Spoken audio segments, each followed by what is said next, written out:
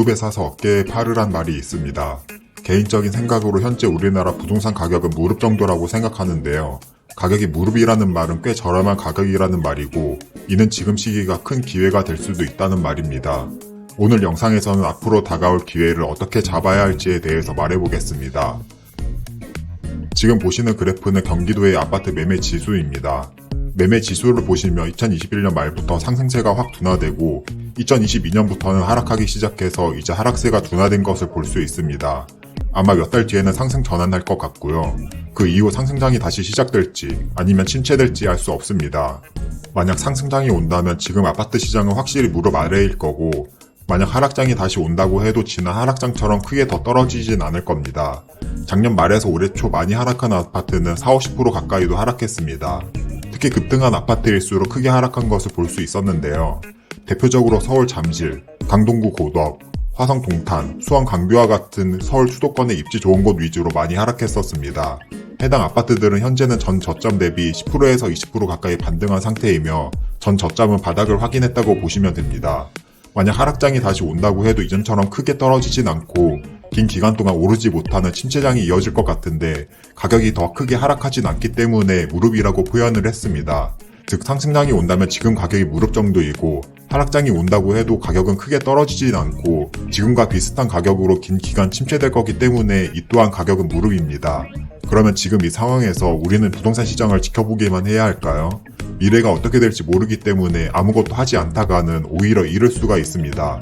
아무것도 안 했는데 어떻게 잃냐고 궁금하신 분들은 인플레이션이라는 무서운 시장의 기본 원리를 잊고 있는 겁니다. 시간이 지날수록 시중에 풀리는 돈은 많아지고 돈의 가치는 떨어집니다. 돈의 가치가 떨어진다는 말은 실물 자산과 음식값, 각종 물품의 가격이 올라간다는 의미입니다. 이 이야기는 아무것도 하지 않고 현금을 갖고만 있다면 내 현금의 가치는 하락하고 돈을 잃는다는 뜻과도 같습니다. 특히 지난 5년 사이에 인플레이션은 더욱 심하게 일어났습니다. 다시 부동산의 관점으로 돌아오면 공사비 또한 계속 오르고 있습니다. 시멘트값, 철근값, 각종 공사에 필요한 원재재 가격은 계속 높아지는데요. 최근 여러 재개발 사업장에서는 시공사에서 공사비를 20~30% 인상해달라는 뉴스가 많이 나오고 있습니다. 2~3년 전에 계약했던 공사비로는 지금 도저히 공사를 할 수 없기 때문에 조합과 시공사 사이에서는 마찰이 일어나고 있습니다.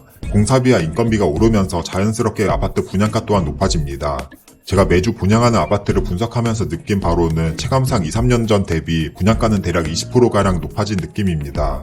결국 아파트를 짓는데 필요한 금액은 높아지고 이는 분양가를 높이고 또 이는 전체적인 아파트 자산 가격을 높이게 될 것입니다. 이렇게 아파트 자산의 가치는 인플레이션으로 인해서 높아지는데 현재 하락장을 겪어서 저렴해진 아파트가 많이 있습니다. 2021년 말부터 시작한 아파트 가격 하락으로 인해서 현재 공사비와 인건비로는 절대로 지을 수 없는 아파트도 많이 생기고 있습니다. 그럼 앞으로 큰 기회가 오고 있는 아파트는 어떤 아파트일까요?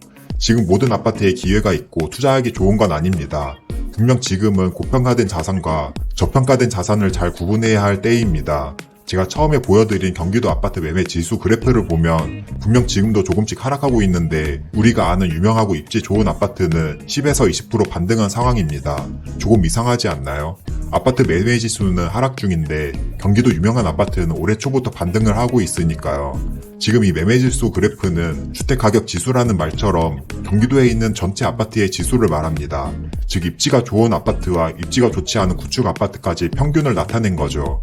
그럼 이 말은 지금 반등하는 아파트가 있는 반면 아직도 하락하고 있고 지금 가격이 바닥인 아파트도 있다는 뜻입니다. 이제 어떤 아파트에 기회가 오고 있는지 아시겠나요? 부동산을 잘 모르시는 분들은 뉴스를 보거나 유튜브 영상 몇 개를 보고 지금 모든 아파트가 이미 반등했고 기회가 없는지 알 수도 있습니다. 이미 10%에서 많게는 30% 가까이 반등했기 때문이죠.